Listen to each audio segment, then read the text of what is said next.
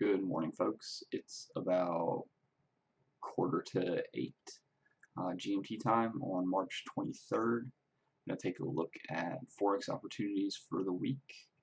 Because of the FOMC reaction last week, we're going to take a look at some of the majors and minors. And the crosses are probably going to take the direction from their major and minor counterparts. So let's take a look at Pound USD first.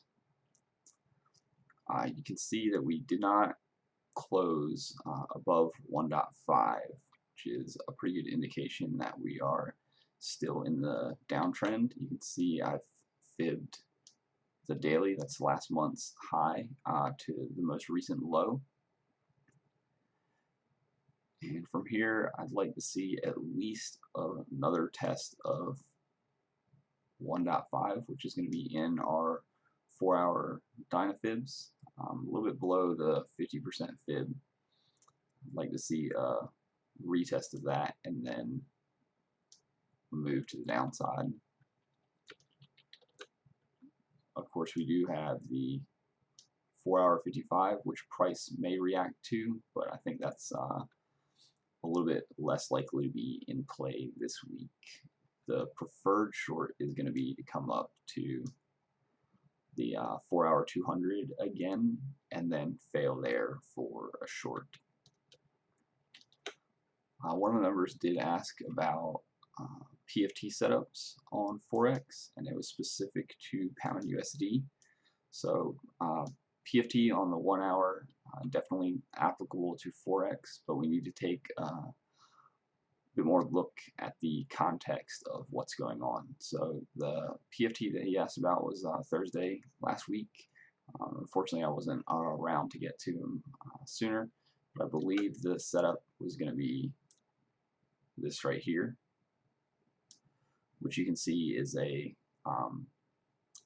valid PFT if we're looking at the 1 hour Dynafibs, like normal PFT reaction there. We even closed just slightly above the midterm fib, although this put us right at 149. Yeah, the close was just below 149.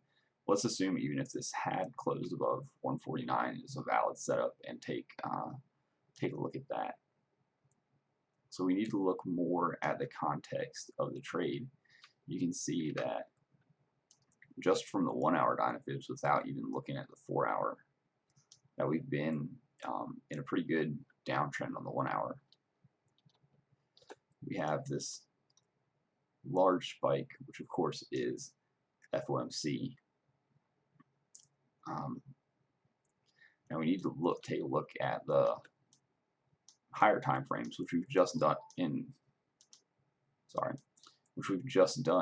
the weekly analysis for this week. So you can see that we're still in a downtrend here, so we don't want to take a long, as that would be a counter trend.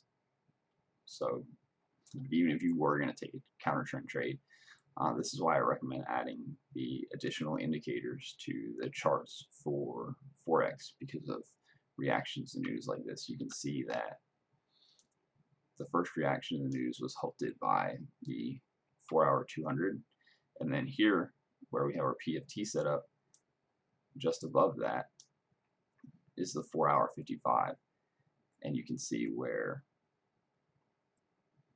our overall trend is down. We've moved up due to news, and we pretty quickly moved back down. This is a pretty major move down. We went from a little bit above 1.51 all the way down to 1.48 basically. So this is just a pullback in our move down, and you can see logically we stop at the 4-hour 55, which is just above, a little bit above 149, which is pretty common for Pound USD. It's like 149.30-ish area before we continued our move back down. So actually the 4-hour 55 would have been the item to trade around. You could have traded this on the hour. The setup would have been here, even though that's into the Dynafibs. The 4-hour 55 is going to be a stronger area to trade around in this case. So using probability, we can assume that price is going to continue to the downside based on this formation off of this bar. Now that still gives you a pretty large stop on the 1 hour, probably about an 80 pip stop, and the lowest point here was going to be around 160 pips, I believe. So it would have been an okay trade, but in this case it didn't go too far down before we reversed again on Friday. Alright, let's take a look at the Australian dollar versus the US dollar. You can see that on the 4-hour time frame, we look a bit bullish given our indicators. We have the 34.55 cross and prices above the 200 EMA, and we closed 168 pips up last week. However, I'm not ready to call the downtrend over yet. It's been languishing a bit, but we're still below 8,000, and you can see that we're still below the daily 55, which we had. That's where the move up after FOMC stopped. So you can see that this may be one of the pairs that provides us a good Monday trade. Looks like we're forming a decent pin bar, or at least a doji, depending on where we finish before London session starts, off of the daily 55, which is right around 78.6 fib. You can see it's also where FOMC stopped. I would even take a spike up to WR1 and see if we get a reaction there. And again, 8,000 is going to be kind of the line in the sand for me before I stop considering shorts. Now, that being said, if we do break above the daily 55, we have to watch out for a break above, a move down, and then a move up to actually get to 8,000 around the daily 55. So be careful if we get above there. But currently it looks like we're probably going to get a short setup involving the daily 55 pretty soon. Okay, let's take a look at USD versus the CAD. Just like the last two pairs we've looked at, this is a fib on the daily. It's the last month's low to the most recent high. You can see that we've already had a reaction to the 4-hour 200 a bit. I'd like to see another retest of that to take a long early in the week. If we do break below there, we do have the daily 55, which is going to be around 124.50, and 124 has been a pretty good support area in the past. So I will definitely look for a long from the daily 55 if we do break below the 4-hour 200. However, I think it's pretty likely that we may just see a long off the 200. Alright, Euro USD, we have the same scenario for the fib. As you can see, our indicators are all red, even though we closed 341 pips up last week. So this is, the fib on this is last month's high to this month's low. We've already pulled back to 109, basically. Right around there, not quite to 109. But right now we're just above 108. So we could see a reaction to that area if we fail to break above the 4-hour Dynafibs, which I would like to see a move up into them a little bit more first. But then if we move below, this could provide us a short opportunity from basically where we're at. So it's been a little bit of a support and resistance area. You can see if we draw the line. I'm sorry for all the extra arrows this week, guys. I've really got to get a new mouse. The only problem here is we do have the 4-hour 55, so just be careful if you take a short from this level. Preferably, I'd like to see a move up to around the 1.1 area, which is going to coincide with the 4-hour 200.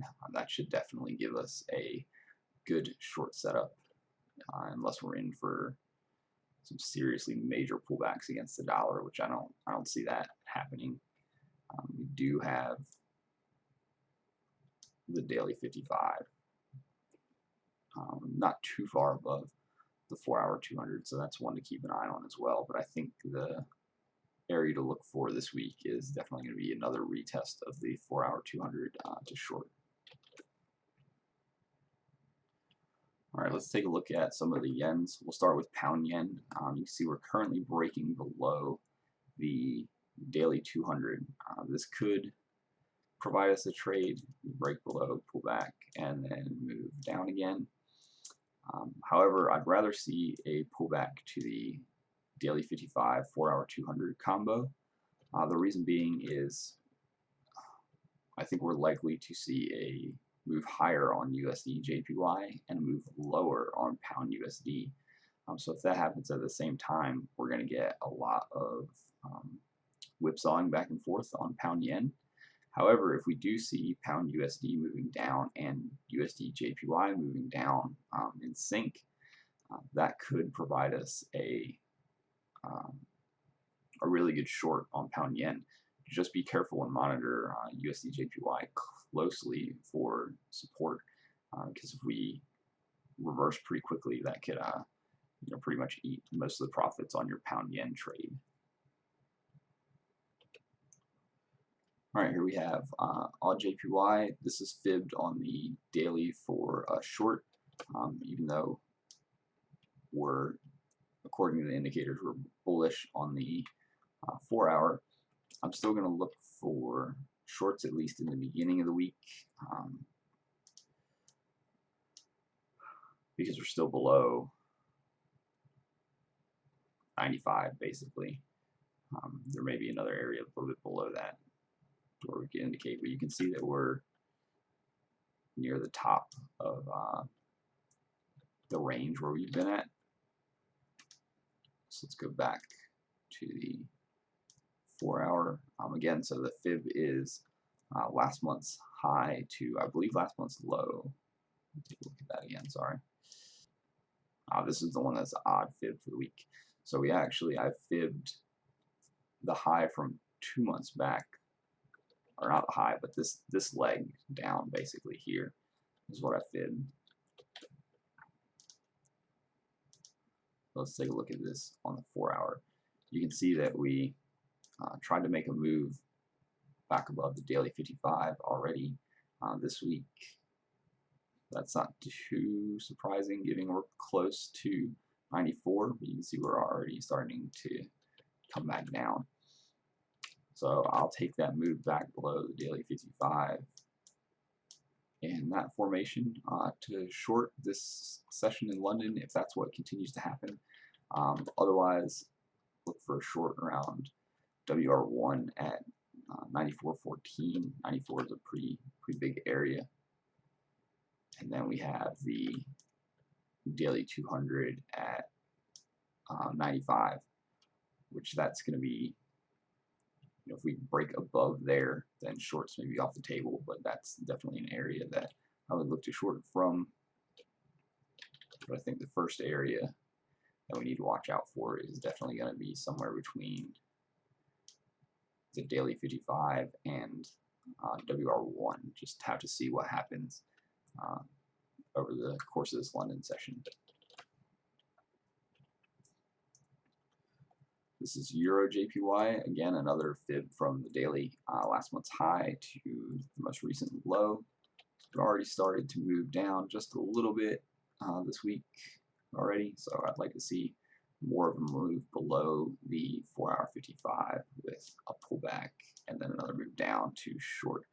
That of course will coincide pretty closely with 130. Alternatively, if we don't keep moving down in that pattern, we do have the 38.2% fib, which is going to be inside the 4-hour Dynafibs. A move into that area, which is going to be roughly 130, 50, 130, 60. That area could provide a short. Otherwise, a pullback anywhere in this area, anywhere from MS1 to the 4-hour 200. It's going to be the 132 area. That should provide us with a good short setup if we're going to continue with the downwards move. Of course, just like the rest of the pairs, we do have the daily 55 close by as well, so we may see spikes up to there depending on how much movement we get this week. Alright, last but not least, let's take a look at USD versus the yen. So we are currently, looks like we may be forming some reactions to the 4-hour 200. We could take a long from there this London session, depending on what happens. I will be looking out for that, but preferably a retest of the daily 55 right around 119.50 to trade. I'll like that scenario better if we don't move up above the weekly pivot before coming back down. I'd like to see in the beginning of this London session a break below the 200 to test the daily 55 and then a move back up. If we do break below the daily 55, or we move up first and then come down, we do have 119, which could be a pretty good support area. 118.75 has been good support in the past. Of course, we did have the EMAs down there a few weeks ago when we were trading off those levels.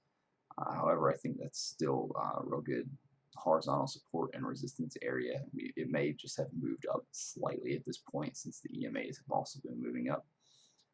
Price in general, so you may see a spike down to 119. If we do get a spike down there, I'll be pretty tempted just to take a long if we move down and stop dead on that area.